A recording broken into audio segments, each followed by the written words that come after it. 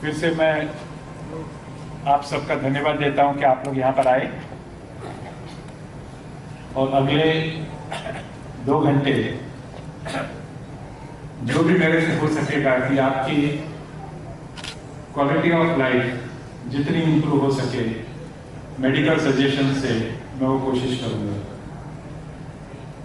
कुछ technical problem के कारण मैं कुछ स्लाइड्स की जिसके उदाहरण से मैं आपसे बात करना चाहता था पर वो मैं नहीं कर पाऊंगा क्योंकि टेक्निकल इश्यूज हो गए हैं।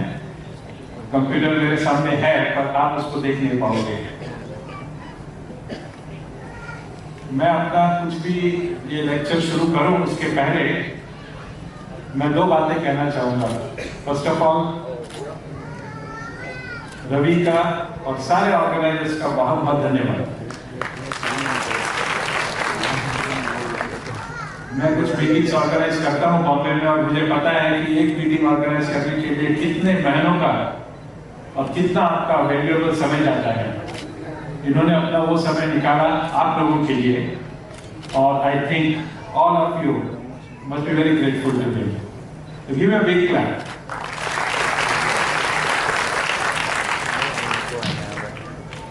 हम बॉम्बे में थैलेसीमिया के लिए कुछ ना कुछ एजुकेशनल एक्टिविटीज करते रहते हैं और उसका एक ही गोल है कि उनकी क्वालिटी ऑफ लाइफ इंप्रूव हो। ये जो एजुकेशनल एक्टिविटीज है ये पेशेंट्स के लिए है जो ग्रोन अप हैं, पेरेंट्स के लिए है जो कि उनका सब कुछ करते हैं, डॉक्टर्स के लिए जो उनकी केयर रखते हैं और सोशल वर्कर्स के लिए है जो एक निरंतर सेवा करके इस सारे ग्रुप को साथ में लाते हैं। इसके लिए हमें आपका कांटेक्ट चाहिए जिससे हम आपको भी इन सब एक्टिविटीज के लिए बुला पाएंगे।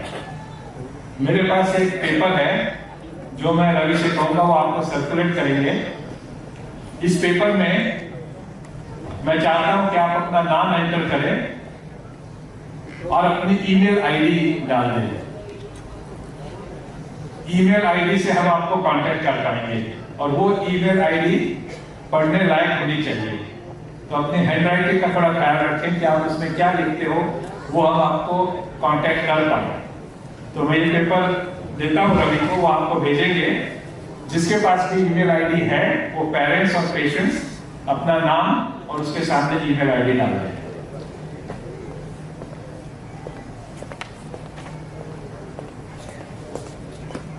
दूसरी बात, जिस तरह से आज आपकी यहाँ पर मीटिंग हो रही है 11 जून जो कि एक संडे है, इसी प्रकार की एक मीटिंग बॉम्बे में है। जो भी पेशेंट्स और पेरेंट्स आना चाहें दे आर वेलकम। उस समय करीब 7 से 8 थैलेसीमिया स्पेशलिस्ट डायस पर होंगे जो आपके सवालों का जवाब देंगे और मैं कॉन्फिडेंट हूं कि उससे आपको अपने खुद की केयर रखने के लिए और अपने बच्चों की केयर रखने के लिए और मदद मिलेगी, नॉलेज मिलेगी। तो तारीख है संडे 11 जून। ये मीटिंग होगी टाटा हॉस्पिटल में बॉम्बे में 2nd फ्लोर पर चौकी ऑडिटोरियम में। और जो भी आना चाहे हम इनविटेशन, तो जो भी ईमेल आईडियाज देंगे हम आप इनविटेशन सबको भेजेंगे, पर जो भी आना चाहे खुद को रजिस्टर कर सकते हैं। और लास्टली मैं ये जो आपसे बातें करूंगा, एक मोबाइल माइक है, किसी को भी कुछ भी सवाल पूछना है अपने केयर के बारे में या अपने बच्चे की केयर के बारे में, आप वो माइक लीजिए, सवाल शूट करिए। आपका सवाल शायद कईयों का सवाल हो पर कुछ हेजिटेट करते हैं, कुछ खड़े होकर वो सवाल पूछना उसमें उनको थोड़ी सी शर्म आती है। पर आप अगर बोल्ड हैं तो खड़े होइए, सवाल पूछिए, उस सवाल के जवाब से बहुतों का फायदा होगा।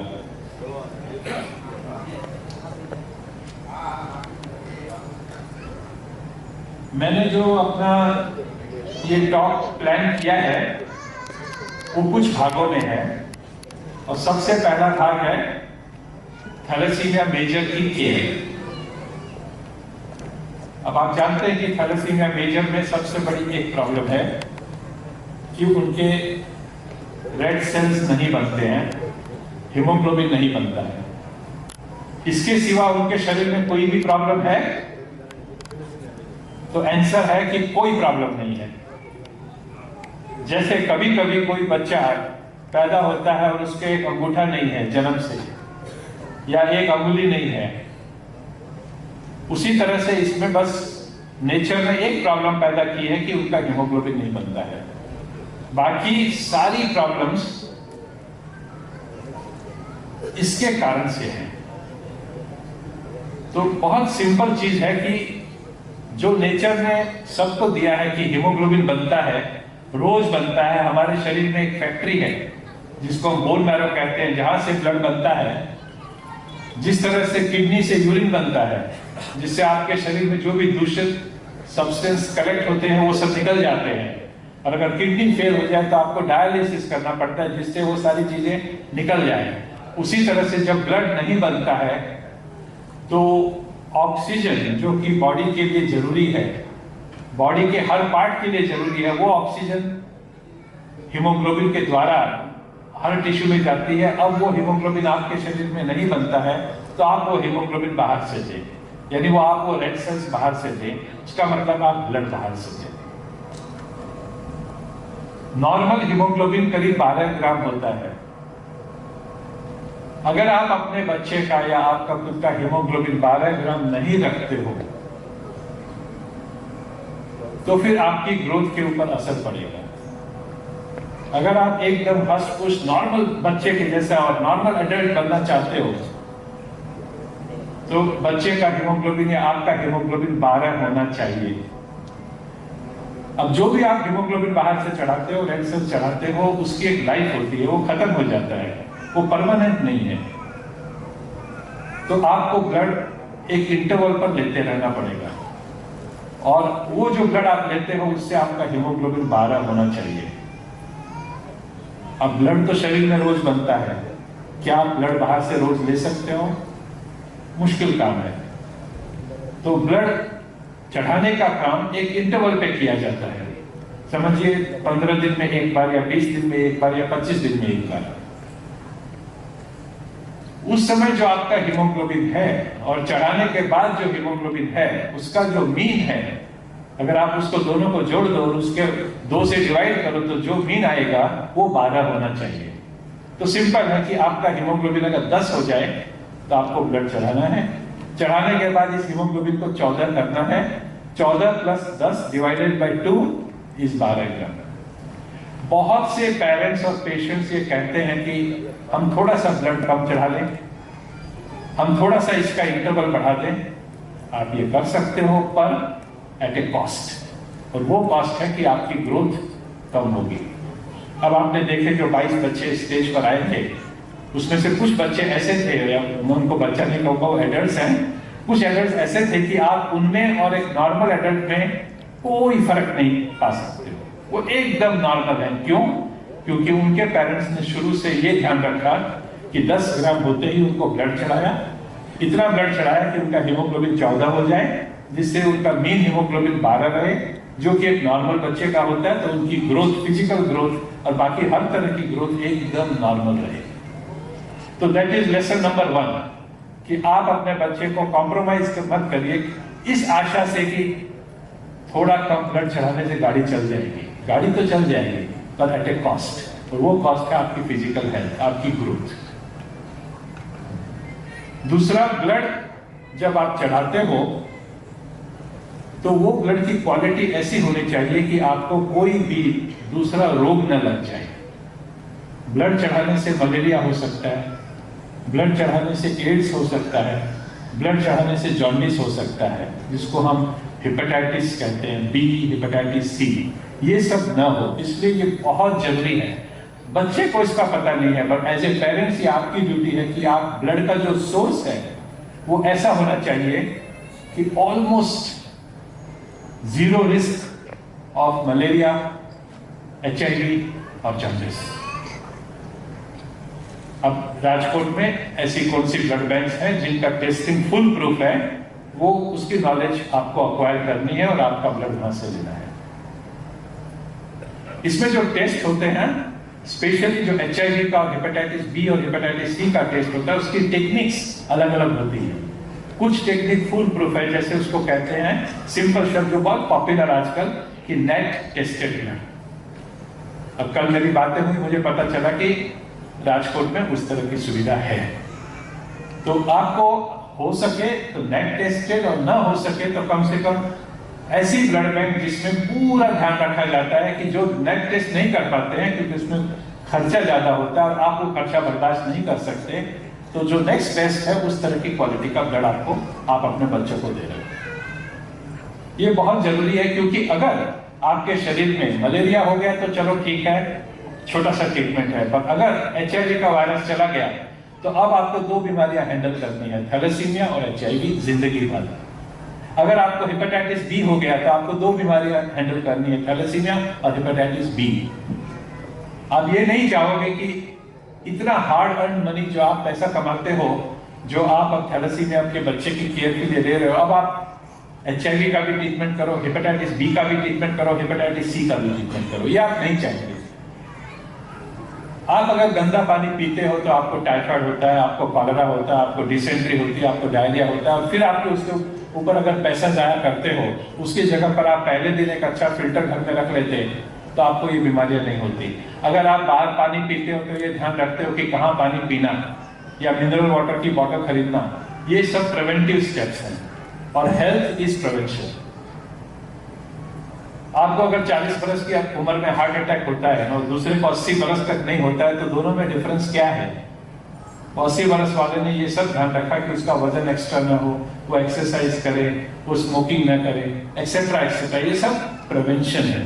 तो थैलेसीमिया में भी ये सब प्रिवेंशन है कि आपके बच्चे को एड्स ना हो, जॉन्डिस ना हो, हेपेटाइटिस बी ना हो, हेपेटाइटिस सी ना हो। ये आपके हाथ में कि आपने कौन सा ब्लड सेलेक्ट किया। जो खर्चा ट्रीटमेंट के ऊपर होता है वो 1000 गुना ज्यादा होता है वर्सेस अगर आप पहले से बस इतना ध्यान रखो कि ब्लड प्रॉपर्ली टेस्टेड हो। दूसरी बात, जब आप ब्लड चढ़ाते हो तो उसमें एक इनहेरेंट पार्ट है जिसको आप अवॉइड नहीं कर सकते कि हीमोग्लोबिन के साथ आयन आपके शरीर में जाता है। अनफॉर्चुनेटली मेडिकल साइंस में अभी तक ऐसा कोई ट्रीटमेंट नहीं निकला कि हम आपको ब्लड चढ़ा दें और आयन आपके शरीर में न जाए। ये पॉसिबल नहीं हुआ है आज तक। हो सकता है कल हो जाए, पर लेट अस डिस्कस जो आज है। अगर आपके शरीर में आयन जाता है तो जैसे मेरे कलीग ने आपको समझाया कि वो आयन आपके शरीर में इतनी सारी बीमारियां पैदा करता है कि उसको भी रोकना एक चीपेस्ट ट्रीटमेंट है। अगर आप ये अलाउ करोगे कि वो आयन आपके शरीर में जमा होता रहे, तो जैसे आपको अभी अभी बताया गया कि आपको डायबिटीज हो सकता है और आपको हर दिन 1 बार 2 बार 3 बार इंसुलिन पूरी जिंदगी लेना पड़ेगा। आप सोच सकते हो आपने अपने बच्चे का क्या किया? आपने उसको डायबिटिक बना दिया, जो भगवान ने नहीं दिया था पर आपने बना दिया। वही आयन अगर आपके पिट्यूटरी ग्लैंड में, जो अभी अभी आपको बताया गया, डिपॉजिट होता है, ग्रोथ हार्मोन नहीं बनता है, तो आपने उसको बौना बना दिया, उसकी हाइट नहीं बढ़ेगी। और फिर आप उसको लाते हो 15 बरस की उम्र में कि आप इसको अमिताभ बच्चन की हाइट दिलाओ। कैसे दिलाए? आपने पहले से उसका ध्यान नहीं रखा। अब आप ग्रोथ हार्मोन के इंजेक्शन रोज लीजिए और आपको अभी अभी डॉक्टर साहब ने बताया उसका खर्चा कितना होता है। अगर एक लड़की है जो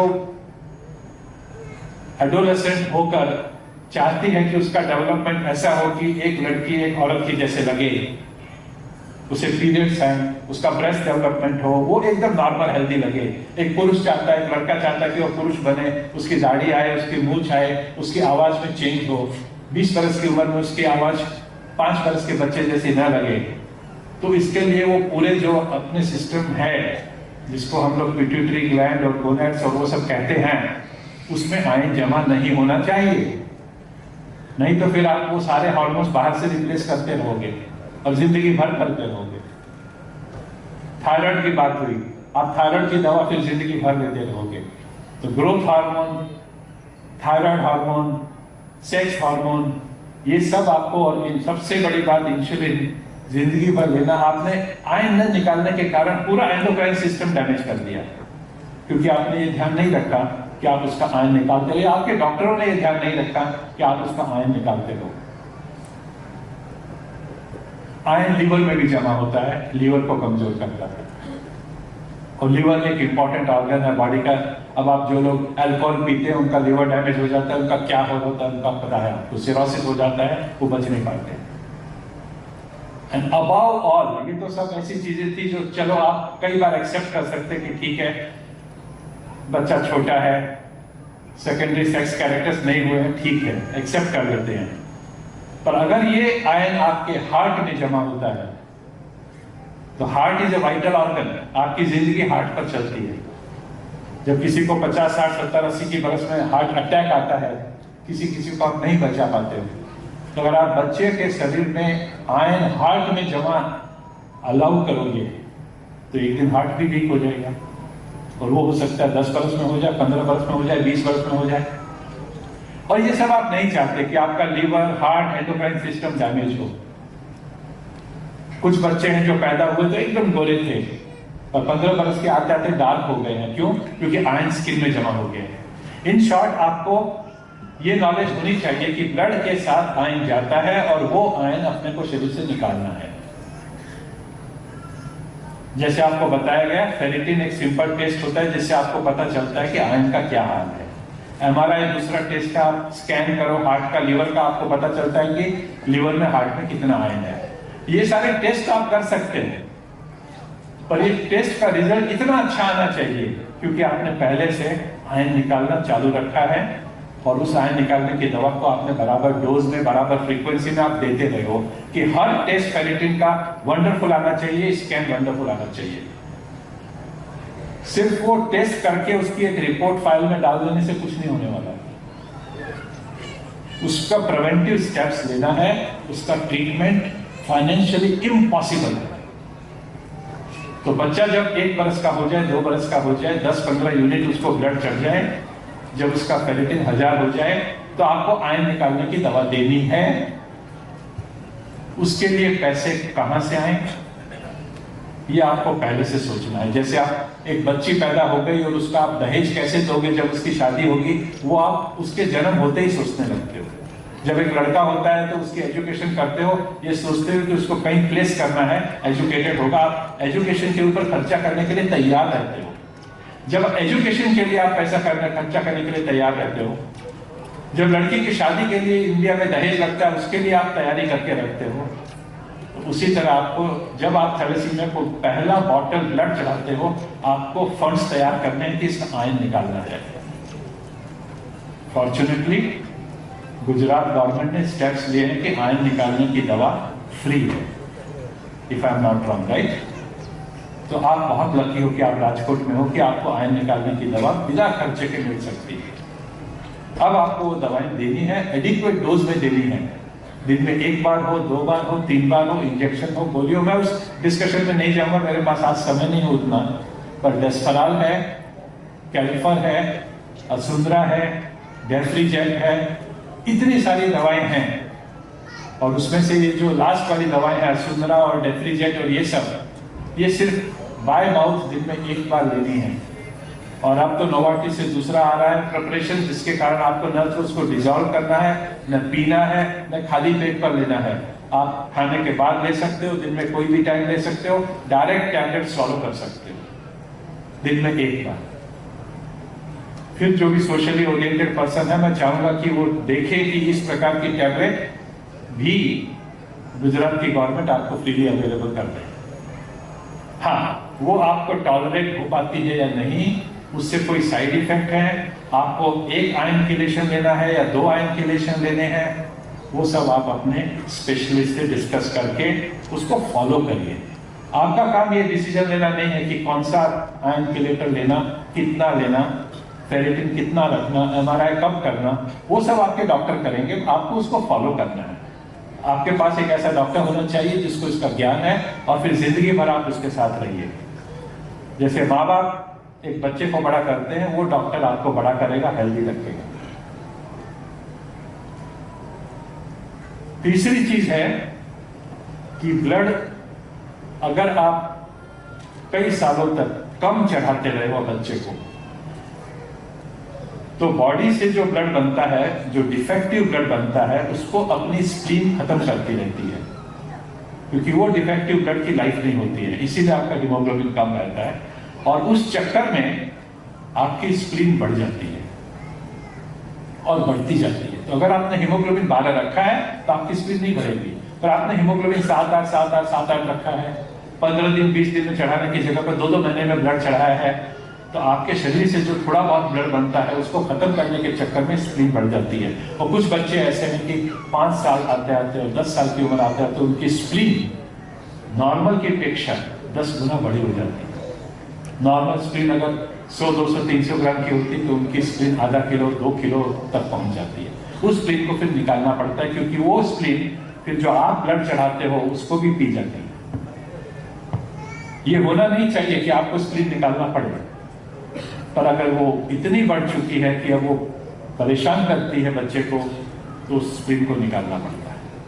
ये डिसीजन भी आपको अपने डॉक्टर से डिस्कस करना है। स्प्लीन बेकार का ऑर्गन नहीं है, ये अपेंडिक्स और टॉन्सिल नहीं है कि जिसको आप बिना समझे बुझे निकाल दो। उसके निकालने की एक सिस्टम होती है, किसी बच्चे में निकालना पड़ता है, उसके पहले पीछे कुछ प्रिकॉशंस लेने पड़ते हैं, आप उसको यूज करें। ब्लड चढ़ाना, आयन निकालना, स्प्लीन कभी कभी निकालनी पड़े, आयन के कारण से जो चीजें पैदा हो जाती है, हार्ट को सपोर्ट करना, लीवर को सपोर्ट करना, पूरे हार्मोन को रिप्लेस करना मुश्किल काम है। इसलिए मैंने शुरू में कहा प्रिवेंशन प्रिवेंशन प्रिवेंशन। आप हीमोग्लोबिन अच्छा रखिए, फेरेटिन अच्छा रखिए, आपको ये सब कुछ देखना ही नहीं पड़ेगा। बोन्स के बारे में बातें हुई, इसके बहुत से कारण है कि बोन्स क्यों कमजोर पड़ जाती हैं। तो बोन्स कमजोर न पड़े ये आपके हाथ में था। अगर हीमोग्लोबिन आप अच्छा रखते हो और आयन किलेट करते हो तो बोन्स वीक नहीं होंगी। डाइट इज वेरी इंपॉर्टेंट, कई एंगल से डाइट इज इंपॉर्टेंट। आप बच्चे को क्या खिलाते हो? आप में से कुछ वेजिटेरियन होंगे, कुछ नॉन वेजिटेरियन होंगे। कुछ नॉन वेजिटेरियन फूड आइटम ऐसी होती है कि उसमें आयरन बहुत होता है। स्पेशली अगर आप थैलेसीमिया इंटरमीडिया हो तो आपके शरीर में ब्लड इतना नहीं चढ़ाना पड़ता है, पर जो डाइट से आयरन जाता है वो बहुत ज्यादा है। तो जो थैलेसीमिया इंटरमीडिया है उनको एक तो वेजिटेरियन बन जाना चाहिए, और अगर नॉन वेज आइटम वो खाएं तो ऐसी आइटम खाएं जिसमें आयरन ज्यादा ना हो। जैसे एग व्हाइट है, उसमें आयरन नहीं होता। 50% मदर से आती है, यानी आप एक रेडीमेड डोनर हो उसके लिए 50% मैच। और उसका भी एक सिस्टम शुरू हुआ है जिससे ट्रांसप्लांट पेरेंट्स से हो सकता है, भाई बहन जो हाफ मैच है उनसे हो सकता है। आपको ये सारे ऑप्शन एक्सप्लोर करने चाहिए, क्योंकि इसके पहले मैंने जो भी कहा वो बहुत बहुत बहुत मुश्किल काम है। एक थैलेसीमिया बच्चे को ब्लड चढ़ाना, आयन निकालना, एंडोक्राइन रिप्लेस करना, ग्रोथ हार्मोन देना, सेक्स हार्मोन देना, इंसुलिन देना, उसको हेपेटाइटिस बी, सी, HIV से फ्री रखना, बोन्स हेल्दी रखना, ये बहुत बहुत बहुत बड़ी तपस्या है। इसलिए आपने देखा कि डायस पे 20-22 बच्चे आए जो कि 20 बरस के ऊपर थे, जो कि हेल्दी थे। सैकड़ों में क्यों नहीं आए? क्योंकि ये सब हो नहीं पा रहा है। तो ट्रांसप्लांट, आपको ये एक्सेप्ट करना है कि transplant is the treatment for thalassemia major, और हर पेरेंट्स को उसके लिए कहीं से भी आप पैसा लाइए, कहीं से भी डोनर लाइए, पर करवाइए। और जो स्टेम सेल ट्रीटमेंट है वो ट्रांसप्लांट से अलग नहीं है। स्टेम सेल जब बोन मैरो से लेते हैं तो उसको बोन मैरो ट्रांसप्लांट कहते हैं, वो कॉर्ड से लेते हैं तो कॉर्ड ब्लड ट्रांसप्लांट कहते हैं, जो बाहर से लेते हैं उसको भी एक अनरिलेटेड डोनर ट्रांसप्लांट कहते हैं। सारा का सारा एक ही चीज है। और इंडिया में आज 40 सेंटर है जो आपको ये ट्रीटमेंट ऑफर कर रहे हैं, और इसका क्योर रेट अगर आपका बच्चा हेल्दी शेप में है तो 90% से ऊपर है। तो सेकंड गोल आपका होना चाहिए कि आप अपने बच्चे को इतना हेल्दी रखें कि उसका चांस बोन मैरो ट्रांसप्लांट से क्योर होने का 90% रहे। और वो हेल्दी बच्चे का मतलब है haemoglobin good, ferritin less than 1000, और कोई उसके बॉडी में वायरस नहीं जाए, बस। तो अगर आपका बच्चा आज 2 साल का है और आज आप ट्रांसप्लांट नहीं कर पा रहे हो, 5 साल की उम्र में आप करवाओगे, या 6 साल में करवाओगे, या 8 साल में करवाओगे, तब तक आप उसका हीमोग्लोबिन बेस्ट रखिए, आप उसकी आयरन स्टेटस बेस्ट रखिए, फेरेटिन बेस्ट रखिए और उसके शरीर में वायरस मत जाने दीजिए। इतना आपको तपस्या करनी है जिससे वो ट्रांसप्लांट में जब क्योर हो जाए तो आपके जैसा लगे। तो that is the next message. अब ट्रांसप्लांट के लिए आपको डोनर लगता है, और जब आप दूसरे किसी की किडनी अपने शरीर में लेते हो या बोन मैरो अपने शरीर में लेते हो, कुछ प्रॉब्लम्स तो होती है, क्योंकि हर दो आदमी अलग है। आप कितना भी मैचिंग कर लो, भाई बहन हो चाहे जुड़वे हो या आप कहीं से भी कुछ भी एचएलए टाइटिल चेंज कर लो, कुछ फर्क रहता है। तो अगर आपकी खुद की बोन मैरो आपको वापस लगा के अगर हम आपको क्योर कर सके तो इस तरह की प्रॉब्लम खत्म हो जाएगी। अब आपकी बोन मैरो में तो स्टेम सेल है, वो डिफेक्टिव है, उसमें तो थैलेसीमिया है, तो आप उसी को लगा के कैसे क्योर हो सकते हो? उसको कहते हैं जीन थेरेपी, कि आपकी जीन में थोड़ी सी गड़बड़ी है, नेचर के साथ गलती हो गई, तो उसने उसमें कुछ गड़बड़ी कर दी, वो जीन थोड़ी गलत है, तो आपकी बोन मैरो में से स्टेम सेल लिया जाता है, उसकी जीन बदली की जाती है और उसको आप लगा दो, उसको कहते हैं जीन थेरेपी।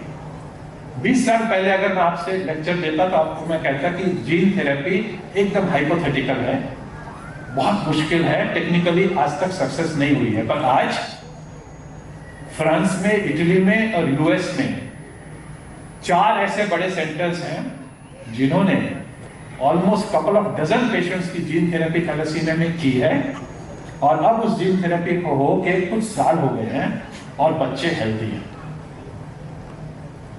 मैं ये नहीं कहता हूं कि आपको जीन थेरेपी आज अवेलेबल है, एक्सपेंसिव है, इंडिया में नहीं है, वर्ल्ड में भी इट इज अवेलेबल। जैसे मैंने कहा कि पिछले 7-10 सालों में कुछ डजन बच्चों की जीन थेरेपी की गई है, और कुछ बच्चे उसमें से ऐसे हैं जो कि फर्स्ट क्लास हो गए हैं।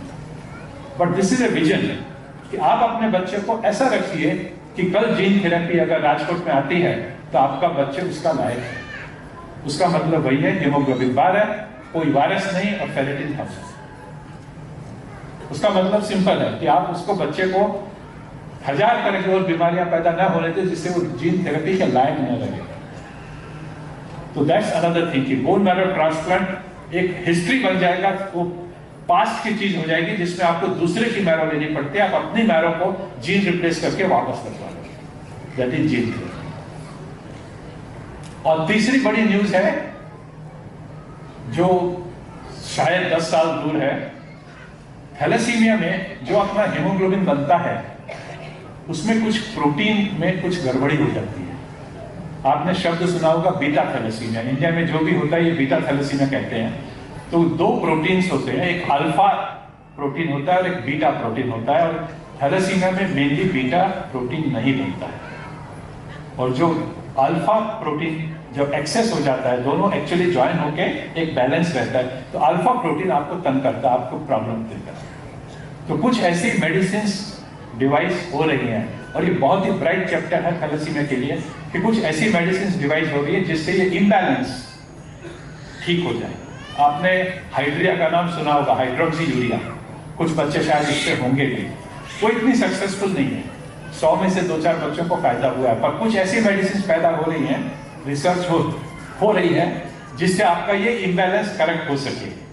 तो जो आप बोन मैरो ट्रांसप्लांट नहीं कर पाए, जीन थेरेपी नहीं कर पाए, आप कुछ दवाओं से शायद ये इम्बैलेंस को मैनेज कर सको। उस तरह की दवाएं हो सकता है आपको लाइफ लॉन्ग लेनी पड़े, पर ब्लड ट्रांसफ्यूजन से आपको छुटकारा मिल जाए। और ब्लड ट्रांसफ्यूजन से छुटकारा मिल गया तो आपको डेस्पराल से, डेसीरॉक से, असुंदरा से, कैल्फर से छुटकारा मिल गया। एक बहुत बड़ी चीज है और वो पाइपलाइन में है, वो सब समथिंग फॉर फ्यूचर। बट अगर आपका बच्चा 5 साल का है और 10 साल के बाद भी आपको अवेलेबल है तो इट इज देयर, आपको उसके बारे में ध्यान रखना है। और अब लास्ट 15 मिनट में आपका लूंगा। आपने देख लिया कि थैलेसीमिया मेजर कितनी बड़ी तकलीफ वाला काम है उस बच्चे को बड़ा करना।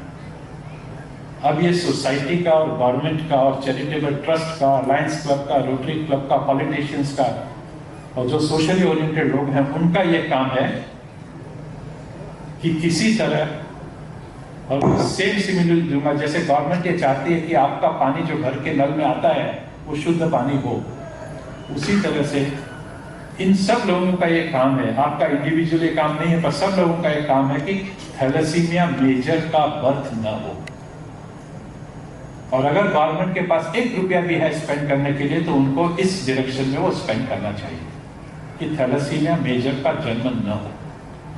आप यहाँ पर 150-200 बच्चे यहाँ पर बैठे हैं, अगर आप पूरी कंट्री का देखो तो 20-30 हजार थैलेसीमिया मेजर हर साल पैदा होते हैं। उनके ऊपर जो खर्चा होता है उसके 1/100 खर्चे में आप थैलेसीमिया की बर्थ को रोक सकते हो।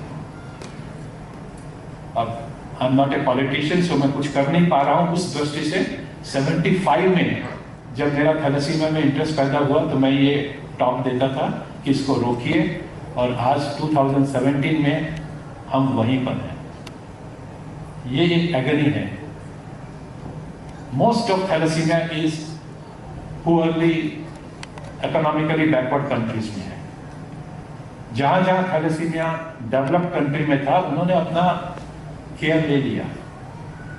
अब इसको मेडिटेरेनियन एनीमिया कहते हैं, क्योंकि वो मेडिटेरेनियन सी के आजू बाजू जो कंट्रीज थे वहां पे फर्स्ट डिटेक्ट किया गया था।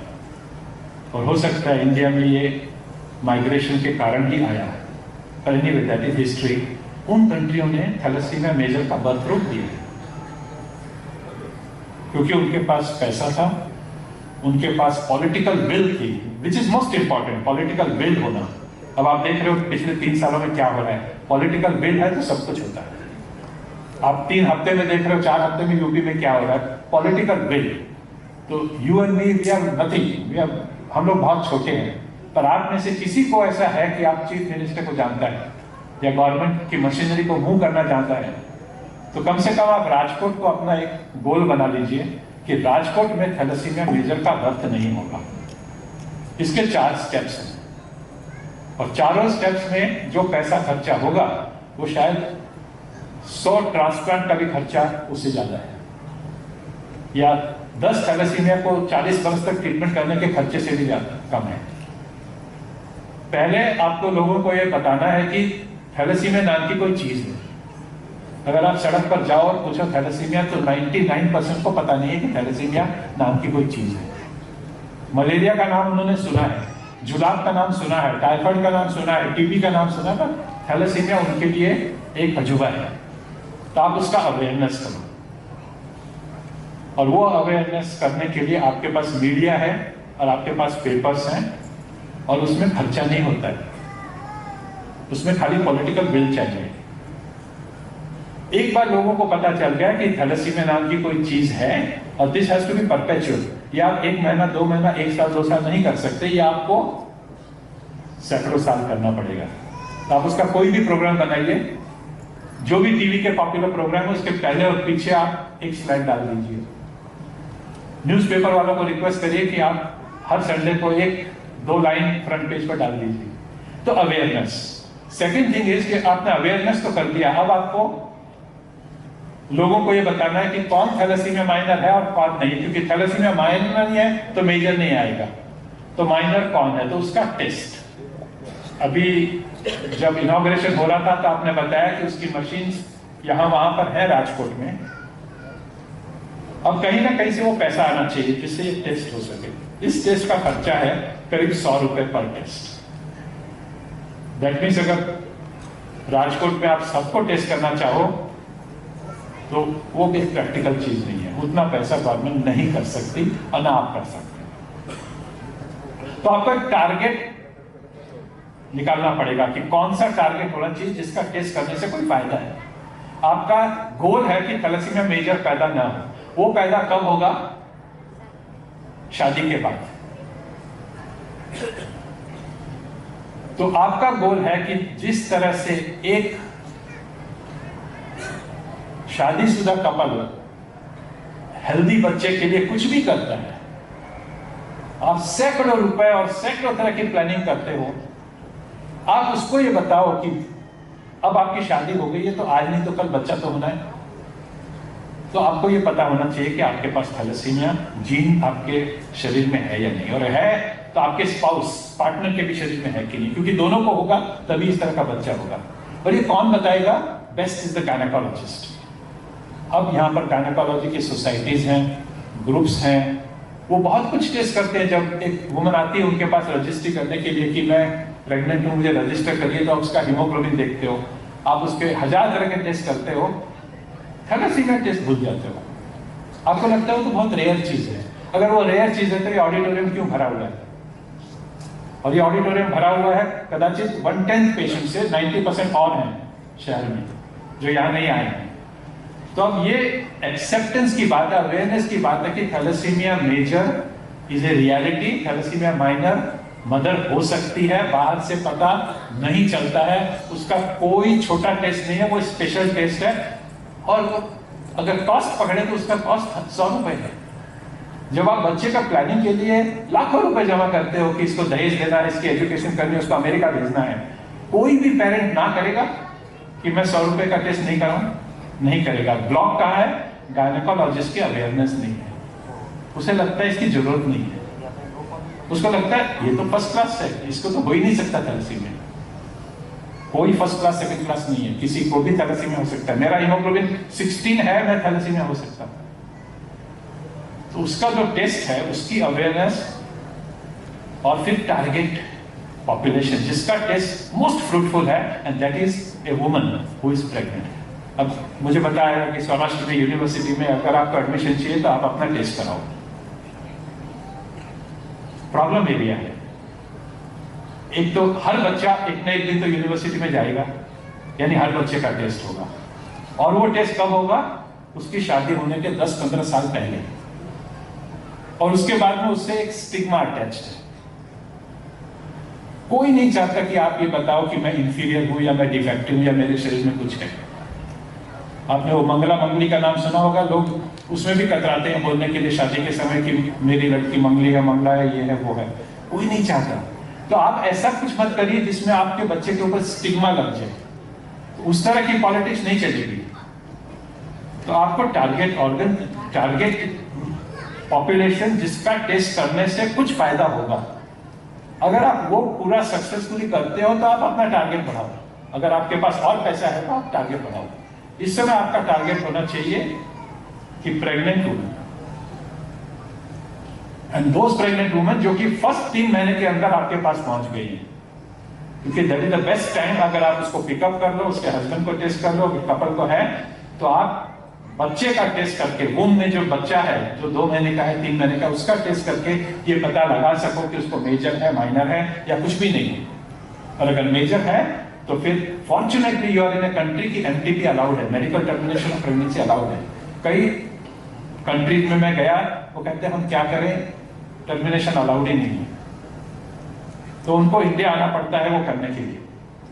तो यहाँ पर वो अलाउड है, तो आप उसका यूज करो, और यूज करने के लिए आपको एट रिस्क कपल डिटेक्ट करना पड़ेगा, and that is a very sensitive couple. कौन नहीं चाहता कि मेरा बच्चा हेल्दी हो? सारे सब चाहते हैं। Block is gynaecologist mind, block is there, उनको लगता है कि ये तो इतनी इंपॉर्टेंट चीज नहीं है। तो बहुत इंपॉर्टेंट चीज है, जिसको सफरिंग हुई है उसे पता है कि वो क्या है। बाकी के लोगों को ऐसा ही लगता है कि होता है। There is something called thalassemia, it's not something called thalassemia. ये टोटली प्रिवेंटेबल है, और अगर प्रिवेंटेबल है तो फिर उसको प्रिवेंट करना है। तो अगर आपका कांटेक्ट है चीफ मिनिस्टर से या मिनिस्ट्री से या पॉलिटिशियन से या एमएलए से या एमपी से, आप उसको पूरा एक्सप्लॉइट करिए। अपनी सोसाइटी से, फोर्स से आप उसको पूरा एक्सप्लॉइट करिए। मेडिकल सेल आईएमए और गायनेकोलॉजिस्ट सोसाइटी में इस तरह का जो आपका टॉप हो रहा है, हर 3 महीने कुछ करिए, 5 मिनट का टॉप कि ये जरूरी है, जरूरी है, जरूरी। वो सब एजुकेटेड है, एमडी है, डीजीओ है, सब कुछ है, पर उनके लिए प्रायोरिटीज अलग है। सर्जरी करना, यूटेरस निकालना, स्टर्निटी कपल को ट्रीट करना, ये उनकी प्रायोरिटी नहीं है, क्योंकि ये बिजनेस नहीं है, ये प्रिवेंटिव मेडिसिन है, पर ये जरूरी है। That is the target. Last thing is, आपने टेस्ट कर लिया, एट रिस्क कपल पता कर लिया, फिर आप उनसे कहो कि अब आप बॉम्बे जाओ और पता लगाओ कि बच्चा ठीक है कि नहीं। वो प्रैक्टिकल नहीं है। आप राजकोट में, अहमदाबाद में कहीं भी एक सेंटर ऐसा हो जहां पे टॉप क्लास डायग्नोसिस अवेलेबल हो कि बच्चा जो है पेट में, यूटेरस में, वो मेजर है या नहीं।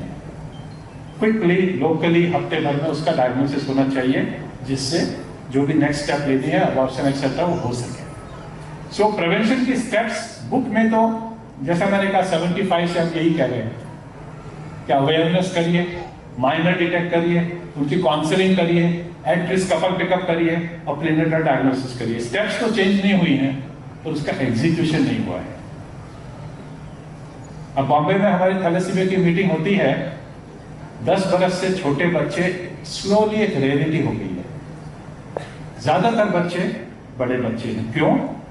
क्योंकि उतने बच्चे अब थैलेसीमिया मेजर से पैदा नहीं हो रहे हैं, यानी ये पॉसिबल है।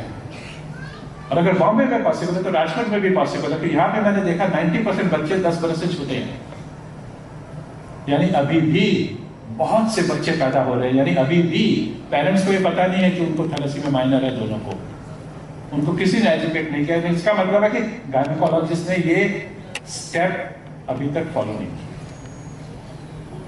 That's all. मुझे इतना ही कहना है, पर मैं चाहूंगा कि अगले 15-20 मिनट हम आपके कुछ क्वेश्चंस का आंसर करें।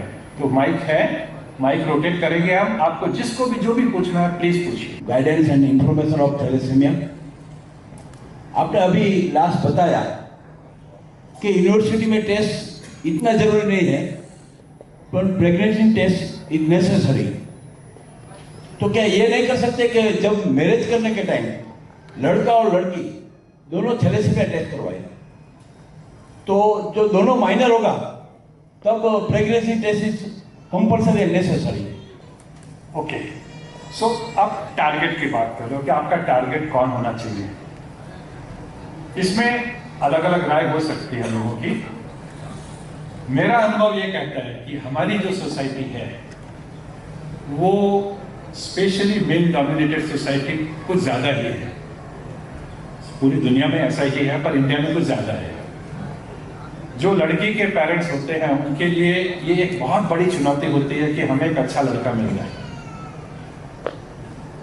उसके लिए वो इससे डू एंड डाई मैटर, वो कुछ भी करने के लिए तैयार है। One of the biggest thing is to hide anything that is negative. अगर लड़की इतनी रूपवती नहीं है तो उसको उस दिन तो ऐसा मेकअप किया जाए, इतना भी खर्चा किया जाए, उसको इतनी रूपवती दिखाया जाए। वो छोटी है हाइट में तो उसको सैंडल दिया जाए, एक्सेट्रा एक्सेट्रा। तो इस तरह की मेल डोमिनेटिंग सोसाइटी जहां पे लोग लड़की को देखने जाते हैं और 5 मिनट में पास या फेल करते हैं, अगर पेरेंट्स को पता भी होगा कि हमारी लड़की को थैलेसीमिया माइनर है तो वो उसको वॉलंटियर नहीं करेंगे। मेरे पास पेशेंट्स हैं, एज ए चाइल्डहुड उनको कैंसर था, हमने उसका ट्रीटमेंट किया, लोगों ने उसका ट्रीटमेंट किया, वो कैंसर ठीक हो गया है।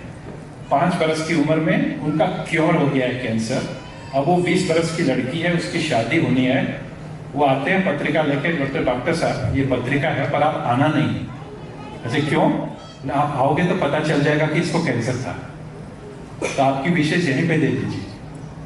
तो ये हमारी सोसाइटी है, क्योंकि उसे ये भी डर लगता है कि वो क्योर्ड कैंसर भी अगर मैं शब्द निकालूंगा तो शादी नहीं होगी। तो जैसा मैंने कहा, मैं 75 से ये बातें कर रहा हूं। ये बहुत मुश्किल काम है कि आप शादी के समय शर्त रखो। शादियां 2 तरह की होती है, या तो लव मैरिज या प्लान मैरिज। लव मैरिज है तो हेल में दे, थैलेसीमिया है या नहीं है, मैं तो शादी करूंगा या करूंगी। Love marriage is that. Arrange marriage is hide hide and hide, everything negative, लड़के का लड़की का हाइड करो। तो अगर आप इस तरह की कंडीशंस रखोगे कि ये टेस्ट मैंडेटरी है, तो इसमें फिर रेजिस्टेंस आएगा, इसमें फिर फेक सर्टिफिकेट्स आएंगे। आपको बहुत डॉक्टर्स हैं और जो लोग आपको दे देंगे सर्टिफिकेट थैलेसीमिया नहीं है। तो इस तरह का कंपल्शन मुश्किल काम है। Any other question? Good morning sir. Where are you? यहाँ पर। यस। हेलो सर, मेरा क्वेश्चन ये है, जैसा आपने शुरुआत में बताया कि ब्लड लेने से पहले मेरा हीमोग्लोबिन 10 ग्राम होना चाहिए और ब्लड लेने के बाद वो 14 ग्राम होना चाहिए। तो सर मेरा 54 kg वेट है, तो मुझे कितना ब्लड लेना चाहिए एक साथ? तो ब्लड की बात ऐसी है कि कितना ब्लड लेना चाहिए ये डिपेंड करता है आपका बॉडी वेट कितना है और आपका हीमोग्लोबिन कितना है। अगर 10 बरस का बच्चा है तो उसका ब्लड 20 बरस के बच्चे से आधा होगा, और अगर वो 60 किलो का हो जाता है तो उसकी ब्लड रिक्वायरमेंट 6 गुना उतनी बढ़ जाएगी। एवरेज में जब आप 10-15 ml पर kg ब्लड चढ़ाते हो तो आपका हीमोग्लोबिन 10 से 14 हो जाता है। तो अब ये सब डिपेंड करता है कि आपका बॉडी वेट 10 किलो है, 20 kilo, 30 kilo, 40 kilo, 50 kilo, 60 kilo. और कुछ बच्चे ऐसे हैं जो 60 किलो के हैं और अगर 4 ग्राम हीमोग्लोबिन लेकर आए हैं तो हम इससे ज़्यादा ब्लड एक दिन में नहीं दे सकते, तो हम उनको डेली ब्लड देकर उनका हीमोग्लोबिन 14 पर ले जाते हैं, जिससे उसके बाद जब भी वो 10 पर आएगा तब उनको इतने रिक्वायरमेंट मिलेगी। तो ब्लड रिक्वायरमेंट कितना ये आपके बॉडी वेट और आपके हीमोग्लोबिन पर डिपेंड करता है। सर नॉर्मली मेरा प्री BTH भी 10 ग्राम होता है और मेरा वेट अभी 54 किलोग्राम है। तो आपको अप्रॉक्सीमेटली शायद 2 बैग हर 15 दिन लग रही होंगी या हर 20 दिन लग रही होंगी। मैं एवरी 2 वीक पे एक बोतल लेता हूँ और 250 से 300 ml ब्लड होता है, RCC ALRCC लेते हैं हम। तो सर लेकिन इतना ब्लड लेने के बावजूद भी मुझे क्रोनिक फैटिक रहता है, तो बिल्कुल पूरा दिन थका हुआ रहता हूँ, 12-15 घंटे सोता रहता हूँ और कुछ काम नहीं। वो बात आपकी सही है, मैंने उसको टच नहीं किया। फटीग एक ऐसा इशू है जो मैंने बिल्कुल उसके बारे में बात नहीं की।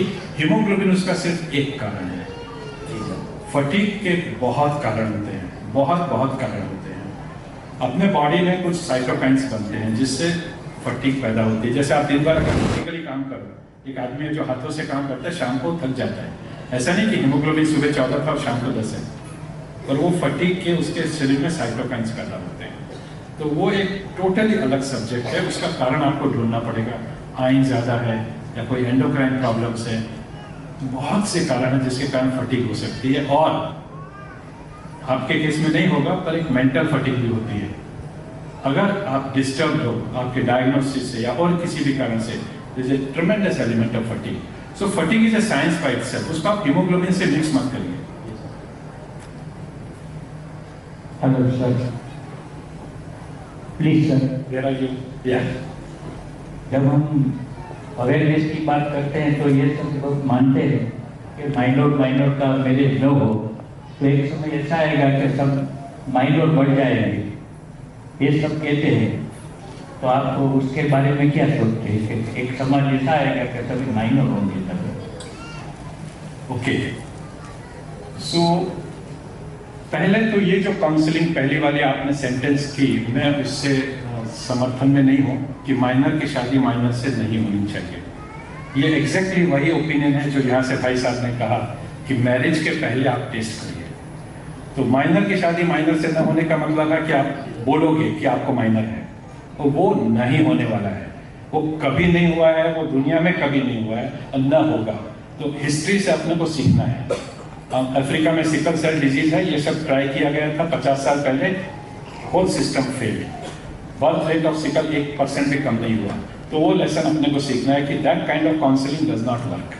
Counselling works only at one stage कि ठीक है आप माइनर कपल हो, आपको मेजर पैदा नहीं होना चाहिए, that's the only counselling. Second, जो आप कह रहे हो कि अगर माइनर से माइनर बढ़ जाएंगे, तो देखिए जरा हजारों जेनेटिक डिजीजेस हैं जो लाइफ से कंपैटिबल है, उसका इंसिडेंस बढ़ता है। जो कंपैटिबल नहीं है सर्वाइवल से, उसकी जीन खत्म हो जाती है। तो आप देखोगे कि जो जीन जैसे थैलेसीमिया माइनर है, it's compatible with normal life, तो यस थैलेसीमिया माइनर बढ़ेंगे।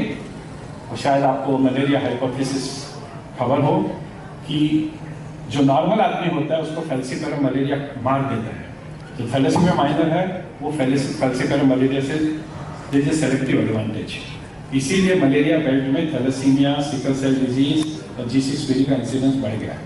सो that is history and you to accept it. उसके बारे में आप कुछ नहीं कर सकते। Thalassemia minor is no problem, thalassemia major is a problem. Sir, where are you? Raise your hand. Sir मेरी डॉटर 15 साल की है। सर मेरी डॉटर 15 साल की है जी। उसका वेट 5 फीट है और उसका जो फेरेटिन है वो 320 है। तो मैं डेसिलॉक्स यूज करता हूँ 1 kg 30 mg। तो ये डेसिलॉक्स दवा जो है यूज करूँ या ना करूँ, अगर जो करूँ तो कैसे करूँ, और उसका ये यूरियम प्रोटीन वो डबल प्लस है। क्या डबल प्लस है? यूरियन प्रोटीन। Urine protein. अच्छा, सो मैं एक जनरल जवाब दूंगा, स्पेसिफिक मैं आपसे बाद में डिस्कस कर लूंगा। आपका गोल होता है कि फेरिटिन जितना कम रहे उतना अच्छा है। 350 वंडरफुल फेरिटिन लेवल आपने जो अचीव किया है क्रेडिटेबल है। तो अगर 500, 400, 600, 1000 के नीचे आई एम हैप्पी, 500 के नीचे आई एम वेरी हैप्पी, तो दवा काम कर रही है। कभी कभी ये फेरिटिन जरा फेलेशियस टेस्ट होता है तो हमें एमआरआई पे जाना पड़ता है, क्योंकि फेरिटिन आपको सिर्फ ये बताता है कि क्या स्टोर हो सकते हैं, पर उसमें कुछ फॉल्स टेस्ट होते हैं जो, तो आई एम श्योर आप करते होंगे साल में एक बार आपको एमआरआई कम से कम हार्ट लीवर का करके देखना है कि फेरिटिन 350 है तो आपका एमआरआई ऑफ लीवर और हार्ट भी अच्छा है।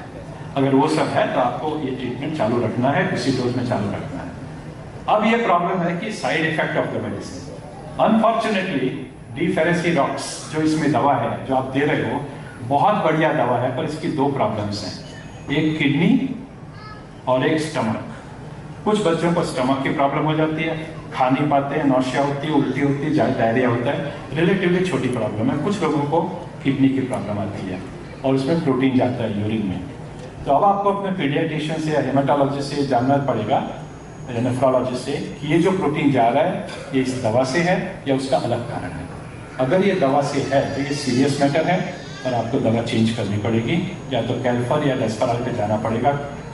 अगर ये टेम्पररी है, कुछ समय के लिए है, गायब हो जाता है, या इसका और कोई कारण है, तो आप डेसिडॉक्स चालू रख सकते हो। तो you need a serious consultation nephrologist, paediatrician, haematologist की टीम से।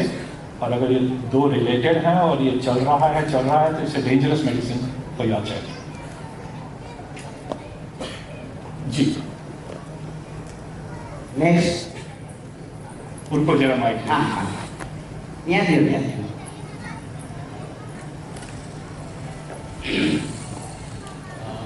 मेरा सन है 25 इयर्स का, हाइट है 5.5 और वेट है 75। डेफ्रिजेट लेने के बाद यूरिक एसिड बहुत आ जाता है। 6 साल के बाद 6 साल लिया है, अभी फेरेटिन 2300 के आसपास। यूरिक एसिड का क्या मतलब डेफ्रिजेट के साथ कोई रिलेशन है? हाँ, तो इन जनरल कोई कनेक्शन नहीं है, इस तरह की कोई विशेष रिपोर्ट नहीं है कि यूरिक एसिड इससे बढ़ता है, पर हर इंडिविजुअल दूसरे से अलग है और हर दवा का कोई एक रेयर कॉम्प्लिकेशन हो सकता है। तो अगर आपको ये शंका पैदा हुई है कि यूरिक एसिड पहले ज़्यादा नहीं था और अब इस दवा से आपका बढ़ रहा है, तो इसका सिंपल सोल्यूशन है, आप ये दवा 1 महीना बंद करके देखिए कि यूरिक एसिड का क्या हाल है। अगर बंद करने से यूरिक एसिड नॉर्मल हो जाता है विदाउट यूरिक एसिड मेडिसिन से, तो दोनों में कनेक्शन है। अब आपके सामने फिर 2 रास्ते हैं, या तो यूरिक एसिड की एक मेडिसिन होती है जिससे उसको ऊपर जाने से रोका सकता है, आप उसको लिंक करिए, या फिर किलेशन बदली करिए। तो पहले तो ये इतनी रेयर चीज़ है कि ये पहले उसको साबित करिए कि 2 कनेक्टेड हैं, और कनेक्टेड हैं तो फिर आप 2 में से एक स्टेप लीजिए, या तो यूरिक एसिड की मेडिसिन शुरू करनी पड़ेगी या आपको किलेशन चेंज करना पड़ेगा। नेफ्रोलॉजिस्ट के 6 महीने से ट्रीटमेंट चालू है, अभी तो बहुत कंट्रोल में है। अभी तो फेरेटिन आपका इतना अच्छा नहीं है जो आप कह रहे हो, उतना कंट्रोल में नहीं है। आपको बहुत अग्रेसिव होना पड़ेगा, या तो किलेशन की डोज बढ़ानी पड़ेगी या दूसरा किलेशन ऐड करना पड़ेगा। गोल आपका 1000 होना चाहिए, या फिर आप एमआरआई करके देखिए, अगर लीवर और हार्ट ठीक है तो फिर फेरेटिन अगर 3000 है तो भी मुझे चलेगा। नहीं, लीवर और हार्ट ठीक है। अभी 1 महीने पहले गंगा क्या में किया था बॉम्बे, और अभी तो इधर है ही नहीं मेरा सन, अभी तो यूएस है। अगर लीवर हार्ट ठीक है तो फेरेटिन थोड़ा इधर उधर चलेगा। सर एक क्वेश्चन आईवी डेस्टेरॉल के बारे में। कहाँ पर हो आप? हाँ, सर एक्चुअली इतने सालों तक यहाँ पर आईवी डेस्टेरॉल को वेस्ट करना बोलते थे, मतलब आईवी डेस्टेरॉल लेना मतलब वेस्ट डेस्टेरॉल को वेस्ट करना, तो उसके लिए कोई डॉक्टर अभी तक प्रिस्क्राइब नहीं कर रहा था, तो आप उसके बारे में थोड़ा बताइए। सो डेस्पराल सबसे पुराना आयन निकालने की दवा है। जब आई थी तो उसको मुंह से देते थे, तो पता चला कि इससे वेस्ट, क्योंकि वो बॉडी में जा ही नहीं रही है। फिर वो रिप्लेस हुआ कि उसको यहाँ पे इंजेक्शन दे देंगे, आम में या हिप में इंजेक्शन दे देंगे। उससे भी पता चला कि आधे घंटे के बाद कोई डेस्पराल बॉडी में नहीं रहा। तो उसके लिए फिर ये डिवाइस किया गया कि इसको स्लोली 8 घंटे देंगे पंप के साथ, और वो स्टैंडर्ड ऑफ केयर हो गया कि 8 घंटे पंप से देंगे, जो सब लोग लेते हैं। अब कुछ लोगों का आयन इतना ज्यादा है कि 8 घंटे से उनका काम नहीं होता है, और 8 घंटे में आप जितना डेस्पराल दे सकते हो उतने से उनका काम नहीं हो रहा है, तो आप उससे ज्यादा डेस्पराल देना चाहते हो और 24 घंटे देना चाहते हो।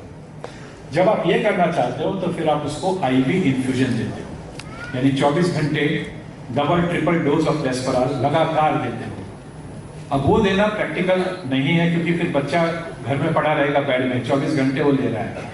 तो फिर उस तरह के केसेस में हम पोर्ट लगाते हैं और पोर्ट के साथ पंप कनेक्ट कर देते हैं, जिससे बच्चा स्कूल जा सकता है और वो अपनी दवा लेता रहता है।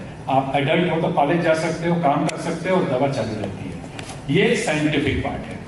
अब लास्ट पार्ट जो इंडिया में होता है कि जब आप ब्लड ट्रांसफ्यूजन लेने के लिए जाते हो तो साथ में आईवी डेस्पराल भी ले लेते हो, तो that I would say is a drop in the ocean. उससे कुछ ज्यादा होने वाला नहीं है, क्योंकि आप ब्लड महीने में 2 बार लेते हो। आप 2 बार में कितना 3, 4, 5 ग्राम डेस्पराल 8 घंटे, 6 घंटे, 4 घंटे ले सकते हो। तो that is really drop in the ocean. उससे बहुत बड़ा फर्क तो नहीं पड़ने वाला है। या something is better than nothing, आप कर सकते हो। It's not real waste but it is not very effective, क्योंकि उससे थोड़ा सा ही आप आयन निकाल रहे हो। Hello sir. Yes please. Sir मेरी बच्ची अभी 13 साल की है। मैं अगर उसका स्टेम सेल करवाना चाहूँ तो उसका सक्सेसफुल होने के चांसेस कितने हैं? और बहुत बढ़िया है, अगर उनका फेरेटिन ज्यादा नहीं है, अगर उनका hepatitis B, hepatitis C, HIV सब कुछ निगेटिव है और लीवर फंक्शन अच्छे हैं, तो 13 बरस की उम्र से कोई डरने की बात नहीं है।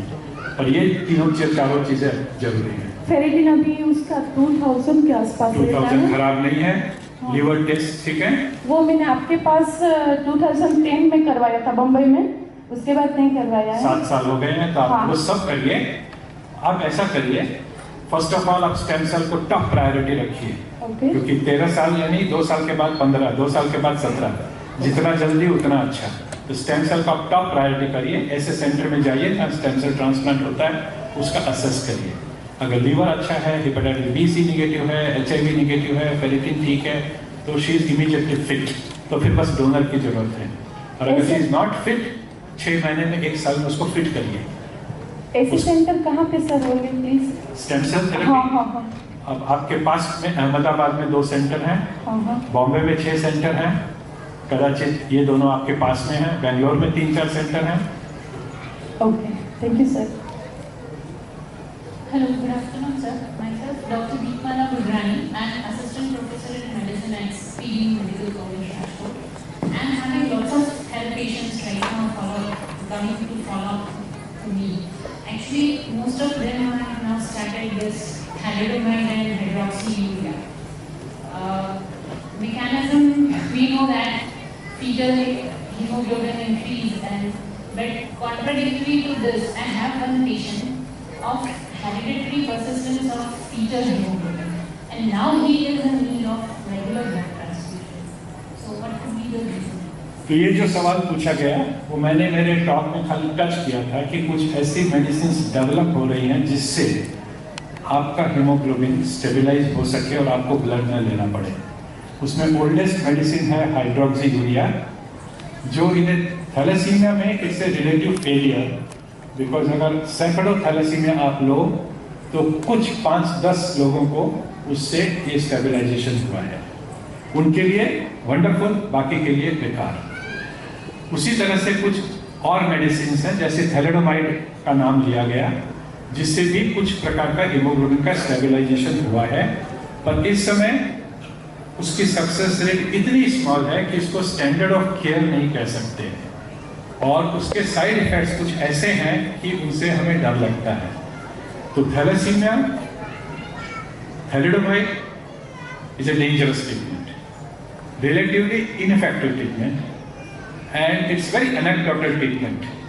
सो कुछ एनेक्डोटल ट्रीटमेंट है जिसका मैं खाली इन्यूमरेट करना चाहूंगा: wheat grass juice, erythropoietin injection, hydroxyurea therapy, thalidomide, decitabine, and there are some more in the pipeline. There is one drug which is under research लूसपेटरसेप्ट, जो आपने शायद नाम सुना होगा, फेज 2 ट्रायल चल रहा है, जिससे इनइफेक्टिव एरिथ्रोपोइसिस को इफेक्टिव एरिथ्रोपोइसिस में कन्वर्ट कर सकते हैं। That is a bright news, that's a huge news. और मेरे ख्याल से 5-10 साल में वो दवा रेगुलर यूज में आ जाएगी, तो ये सब चीजें जो रिलेटिवली इनइफेक्टिव है वो डिसअपियर हो जाएंगी। अब 10 साल पुराना लिटरेचर देखो हाइड्रोक्सीयूरिया, 5 साल पुराना लिटरेचर देखो एरिथ्रोपोइटिन, और इस समय एक पुराना डॉक्टर हैं जो थैलेडोमाइड को बहुत पॉपुलर कर रहे हैं, पर these are not dangerous treatment, relatively ineffective treatment. तो इससे नुकसान ज्यादा है, फायदा कम है। हो सकता है 100 में से एक आधा पेशेंट ऐसा है जिसको इंप्रूवमेंट हो गया, जो केयरफुल है, it's okay, but that's not standard of care.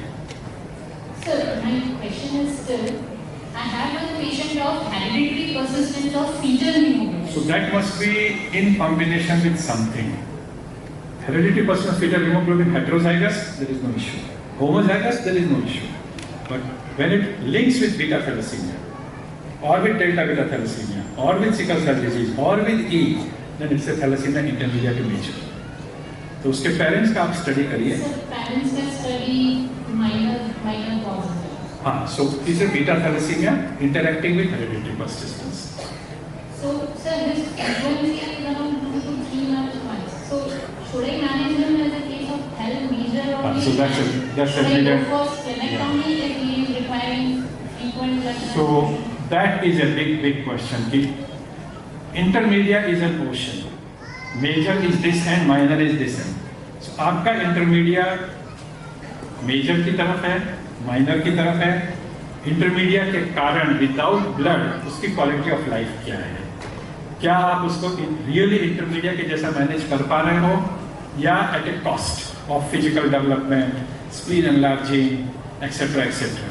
तो अगर उसको इंटरमीडिएट कहकर आप उसका नुकसान कर रहे हो, क्योंकि हीमोग्लोबिन 7-8 है तो वो जिंदा रहता है, पर at a huge cost of poor development and big spleen and all that, तो आप उसको मेजर की तरह मैनेज कर लो, इंक्लूडिंग ट्रांसप्लांट। और अगर आप relatively reasonable quality of life है, उसकी ग्रोथ ठीक ठाक है, उसकी हाइट ठीक ठाक है, उसका मसल फैट डेवलपमेंट ठीक ठाक है, स्प्लीन बहुत बड़ी नहीं है, विदाउट ब्लड के उसकी सब कुछ ठीक ठाक चल रहा है, तो आप उसको इंटरमीडिएट रहने दो। कभी कभार ब्लड लगा, ठीक है, no transplant, no regular transfusion. Great. So last question. There are many patients of thalassemia who are having once a month blood transfusion. Ferritin is around 2,000, 3,000, and they are ready for this blood bone marrow transplant. Yes. But their age is 27, 28. So No. I would say that the bus has been missed. 20 plus thalassemia को bone marrow transplant की failure rate 40% है। अगर वो 23 साल तक thalassaemia के साथ रहा है तो I would take this as a very dangerous step. फिर भी there are parents and patients, they say do or die, करना है, दैट्स फाइन, आफ्टर अंडरस्टैंडिंग कि yes 40% failure rate. Sir, yes sir I want to, मैं I guess और समझ सकते हैं हिंदी में ही लिखता हूँ सर। हाँ, रिमाइंड कीजिए। हाँ सर, मैं ये जानना चाहता हूँ कि जिसके पास सीट नहीं है बोन मैरो के लिए, वो ओवरसीज से बोन मैरो डोनर ढूंढते हैं, उनके लिए सक्सेस रेशियो कितना है सर, और स्टेम सेल्स कितना फायदेकारक है? सो 4 तरह के डोनर आपको अवेलेबल हैं और उसकी सक्सेस रेट इस रेंज में कम होती जाती है।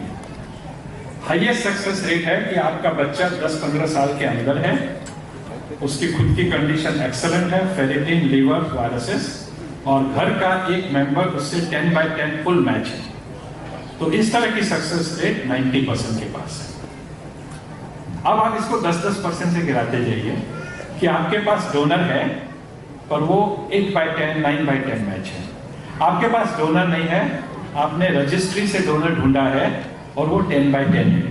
सर, मुझे मेरा प्रश्न है कि मेरे बच्चे थैलेसीमिया मेजर है, मैंने HL टाइपिंग कराया है, 10/8 मैच हुआ है, तो 10/10? हाँ 10/8। 8/10 फ्रॉम फैमिली? हाँ मेरा आपका खुद का 8/10? यस। तो मुझे क्या करना चाहिए स्टेप? बच्चे की उम्र? 14 साल। 14 साल। उसकी कंडीशन? कंडीशन 2000 नहीं, कंडीशन ठीक है, लीवर, वायरस सब कुछ ठीक ठाक है, फेरिटिन सब कुछ ठीक ठाक है। थोड़ा सा रिस्क लेने का आप तैयार हो तो गो अहेड। ओके, उसका 2313 है। वो थोड़ा ज़्यादा है, उसको आप कम करिएगा। तो अगर 10/10 मैच होता तो it would have been again a great success story. 8/10 में आप थोड़ा रिस्क ले रहे हो, रिस्क टू लाइफ भी है और रिस्क ऑफ जो हम कहते हैं ग्राफ्ट वर्सेस होस्ट डिजीज है। ये सब जोड़ जाड़ के आप करीब 25% रिस्क ले रहे हो। 75% की और पकड़ के आप चल सकते हो। अब ये आपके बच्चे का और आपका और आपकी वाइफ का जॉइंट डिसीजन। अच्छा, उसके लिए बेस्ट सेंटर कोई? सो पहले 1-2 सेंटर होते थे, अब बहुत से सेंटर्स हैं। तो मुझे पता नहीं मैं कौन सा सेंटर चूज करके आपको बताऊं। ओल्डेस्ट सेंटर CMC वेलोर है, उसके बाजू में अपोलो हॉस्पिटल मद्रास में है, नारायण हृदयालय बेंगलोर में है, कुछ सेंटर्स बॉम्बे में हैं, अहमदाबाद में मैंने जैसे बताया 2 सेंटर हैं, और फिर दूर दूर Calcutta, Delhi, there are many yes sir. उसमें से एक क्वेश्चन निकलता, आपने बोला था हैप्लॉग। अगर मेरा 10-8 मैच है, अगर वाइफ का भी जो मैच करके पूरा मैच हो सकता है, दैट्स पॉसिबल? नहीं, वैसा नहीं होता है। आपको एक ही दोनों पकड़ना है, एक ही दोनों पकड़ना है। नमस्कार सर जी, आपने बताया था बीटा थैलेसीमिया के जो इंडिया में ज़्यादातर बीटा थैलेसीमिया है, और मेरी बच्ची है वो डेल्टा बीटा है, ईशा डायग्नोसिस। तो बीटा और डेल्टा बीटा के बारे में थोड़ा ज़्यादा डेल्टा बीटा के बारे में बताइए। उसके बारे में मेरे को ज़्यादा पता नहीं, 10 साल की अभी तक ब्लड कभी नहीं चढ़वाया, 10-11 चलता है। लेकिन डेल्टा बीटा के बारे में और अगले उसमें क्या हो सकता है, इसके बारे में थोड़ा जानकारी चाहिए। डेल्टा बीटा के बारे में। आपका और आपकी मिसेस का टेस्ट हो गया है? हाँ सर, वो भी करवाया है, DNA test Reliance life science में। आपको क्या है और आपकी मिसेस को क्या? डेल्टा बीटा माइनर, हम दोनों। किसको? दोनों को। दोनों को। और बच्ची को? वो ऐसा बोल रहे हैं कि मेजर है, डेल्टा बीटा मेजर। और उनका हीमोग्लोबिन 10-11 रहता है। कोई तकलीफ? कोई तकलीफ नहीं है अभी तक। और ग्रोथ कितने बरस, उम्र कितनी? 10 साल की हुई है। हाइट, वेट सब फर्स्ट? थोड़ा हाइट कम है, थोड़ा। सो मोस्टली तो कुछ नहीं करना है। कुछ नहीं? हाँ, मोस्टली कुछ नहीं करना है। मेरे लिए थोड़ा जवाब देना इसका मुश्किल है क्योंकि मैंने पेशेंट देखा नहीं है, पर ये जो कंडीशन आप बता रहे हो ये थैलेसीमिया इंटरमीडिया का है। और थैलेसीमिया इंटरमीडिया में कुछ एकदम माइनर के जैसे होते हैं, कुछ एकदम मेजर के जैसे होते हैं। तो ऑब्वियसली आपकी बच्ची मेजर के जैसी तो नहीं है।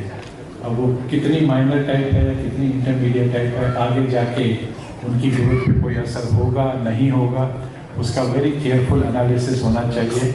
स्पेशली अगर उसको दोनों की आपकी जीन आई है, डेल्टा बीटा आपको माइनर, डेल्टा बीटा आपके मिसेस को माइनर, और अगर उसको दोनों जीन आई हैं यानी उसको डबल डोज है डेल्टा बीटा, तो उसको ज़रा पूरा असेसमेंट करके देखना पड़ेगा। पर फिर भी एक बात ठीक है कि 10 बरस तक उसको ब्लड नहीं लगा है, हीमोग्लोबिन 10-11 ग्राम है, तो ओवरऑल फर्स्ट क्लास है। Okay sir, thank you. Good afternoon, sir.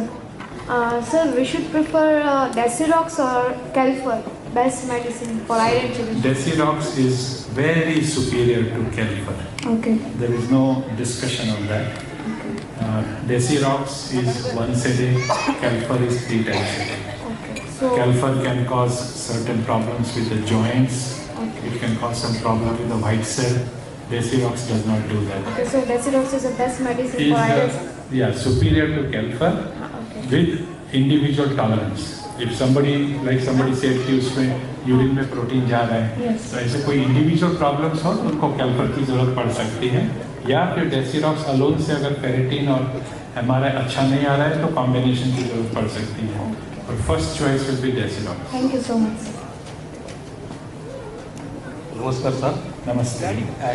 USA में से मेरे को मैसेज है कि पोमिलिडिमाइड एक एडवांस वो टीवी में भी बहुत ऐड आती है। और क्या कहा, पोमिलिडिमाइड? हाँ। तो किसी ने पूछा था, एक डॉक्टर साहब की, उनको थैलिडोमाइड के बारे में पूछा था।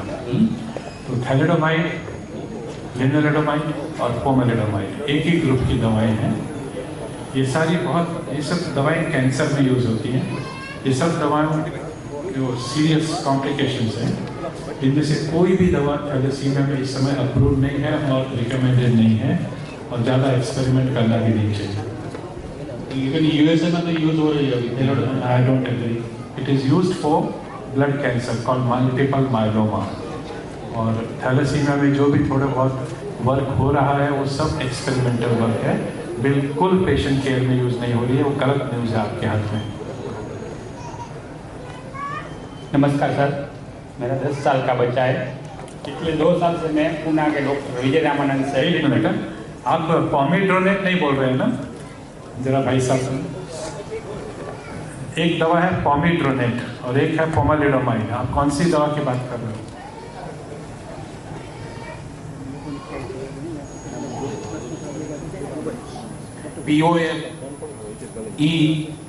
POMELIBOMID पोमालिडोमाइड?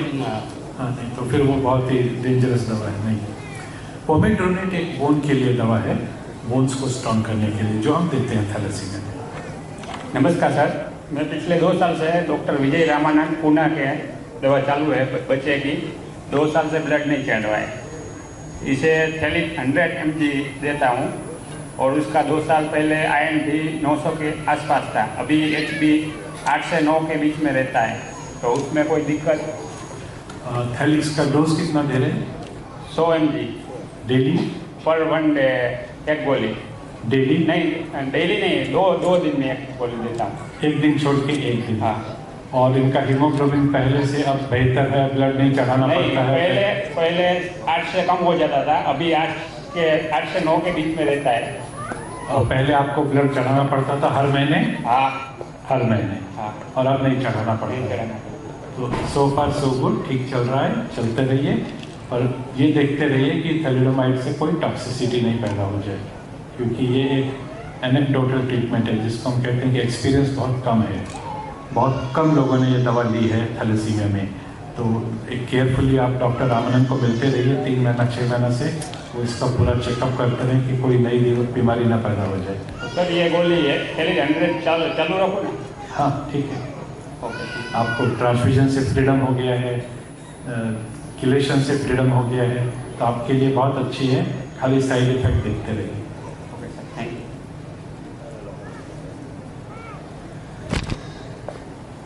सर एक क्वेश्चन है, 3 चिलेशन साथ में ले सकते हैं, डेस्फेराल, कैल्फर और ये भी एक एनेक्डोटल चीज़ है। याद रखिए कि जब आप एक किलेशन ही करते हो तो उसके कुछ साइड इफेक्ट्स और कॉस्ट होता है। जब आप 2 लेते हो तो कॉस्ट और साइड इफेक्ट और बढ़ते हैं। जब आप 3 लेते हो तो कॉस्ट और साइड इफेक्ट और भी बढ़ जाते हैं। तो ये एक डिसीजन अगेन इस बेसिस पे लेना पड़ता है कि अगर आप 3 नहीं दो तो क्या प्रॉब्लम है। अगर 2 से कुछ नहीं हो रहा है, सीरियस लाइफ थ्रेटनिंग प्रॉब्लम है, फेरेटिन बहुत हाई है, MRI बहुत खराब है और यही रास्ता बचा है कि तीनों साथ में दें तो ठीक है। सर डेस्फेराल IV में हम ले सकते हैं?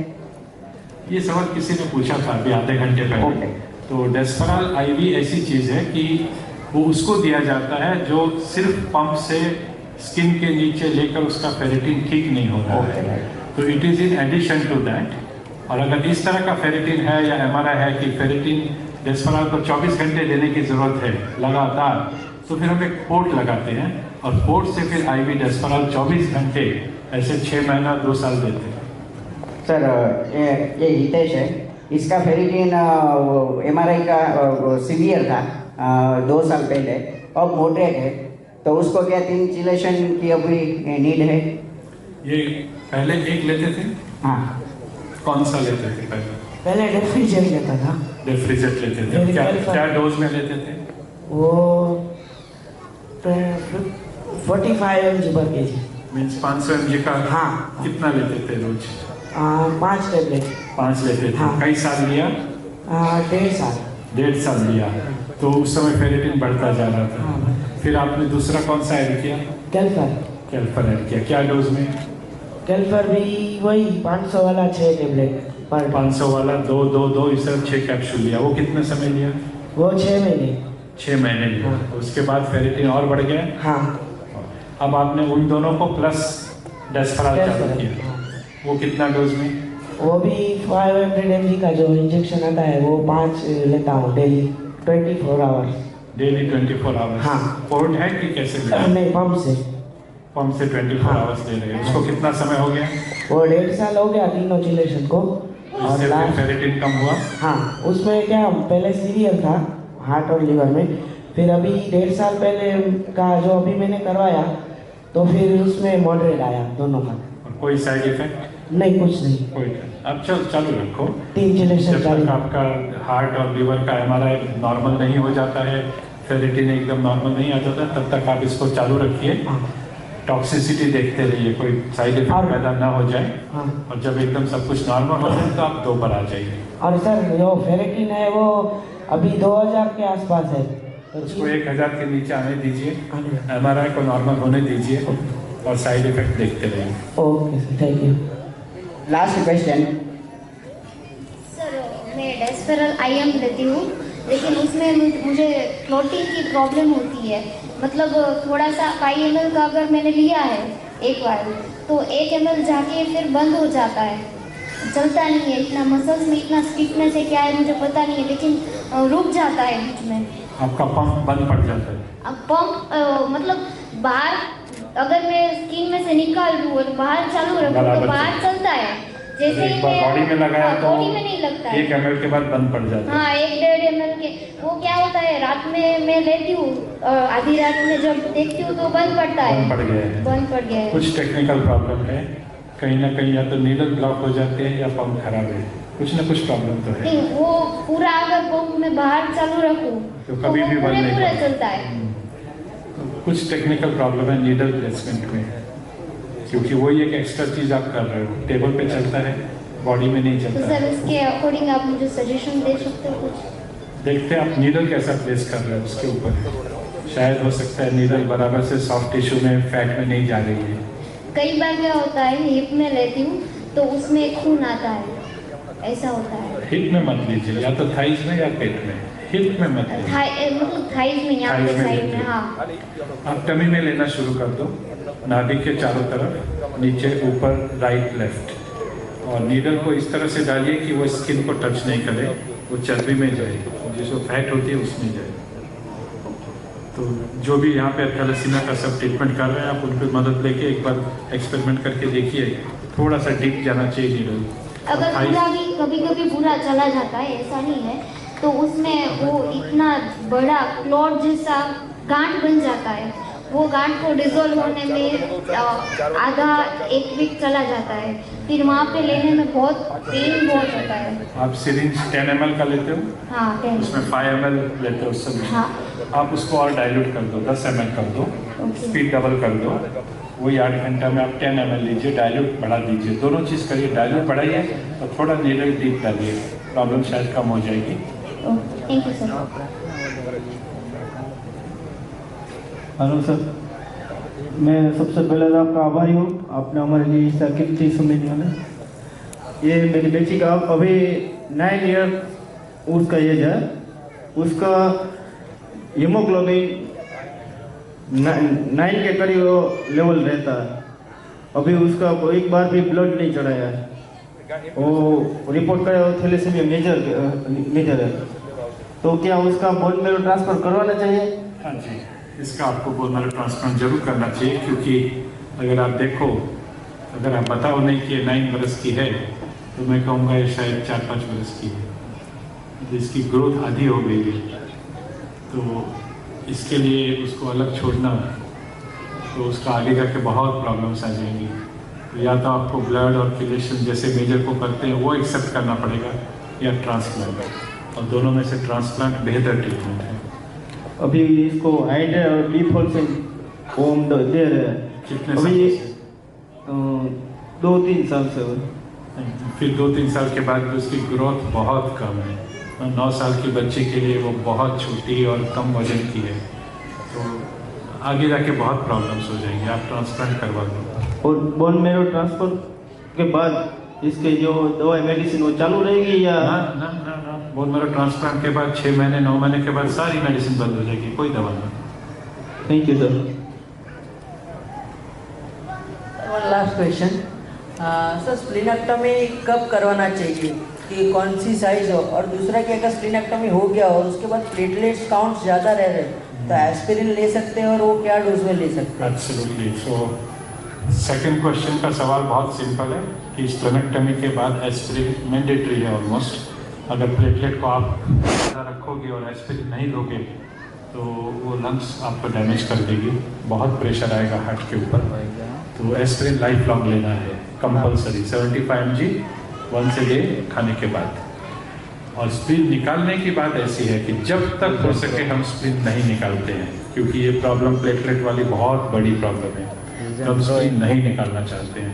अगर ये हो जाता है कि पेशेंट की ऑलरेडी स्प्लीन इतनी बढ़ गई है कि उसके कारण अब उसका हीमोग्लोबिन मेंटेन नहीं हो पा रहा है, ब्लड लेते हैं पर हीमोग्लोबिन नहीं बढ़ता है, या उसको दर्द होता है, उस समय बहुत हैवीनेस आ गई है, तो कितना ब्लड रिक्वायरमेंट बढ़ रहा है, कैसा हीमोग्लोबिन रह रहा है, कितना स्प्लीन से तकलीफ हो रही है, वाइट सेल प्लेटलेट कितने डाउन हो गए हैं, ये सब देखते हुए कुछ केसेस में स्प्लीन निकालनी ही पड़ती है। तो फिर उसको हम निकालते हैं, फॉलोड बाय कि पेनिसिलिन की टैबलेट और एस्पिरिन की टैबलेट लाइफ लॉन्ग लेना है। सर प्लेटलेट काउंट कितने मीन्स नॉर्मली स्प्लीनेक्टोमी के बाद कितने होने चाहिए? नॉर्मल प्लेटलेट 4 लाख तक होती है।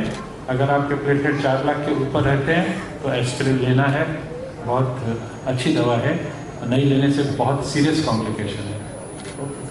और एक और क्वेश्चन है कि यहाँ पे हमें कई पेशेंट ने दिखा है कि साथ में 2 यूनिट 3 यूनिट साथ में लेते हैं, 250 ml और 300 ml। अगर उनका वजन आपके जैसा है तो 2-3 यूनिट ले सकते हैं, कुछ भी प्रॉब्लम नहीं है। कितना ब्लड आप ले सकते हैं वजन के ऊपर। वो 10 किलो का बच्चा है तो नहीं ले सकते हैं, 60 किलो का है तो जरूर ले सकते हैं। ठीक है सर।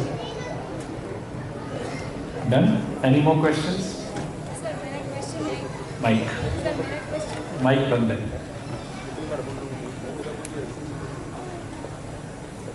सर मेरा क्वेश्चन है कि मेरे को थैलेसेमिया माइनर है, मेरी उम्र 20 साल की है और अभी तक मेरे भाई है उसका मेजर है, तो मेरे में ब्लड का इंक्रीज होता ही नहीं है मेरा ब्लड।